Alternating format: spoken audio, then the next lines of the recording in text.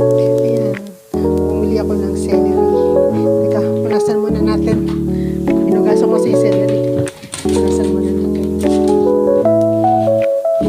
Ay.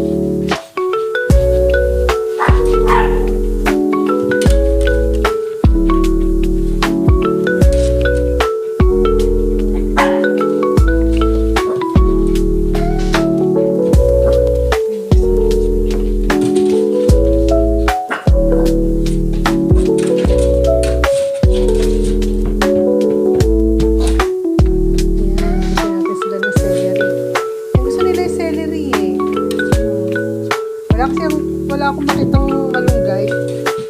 Kaya celery na lang.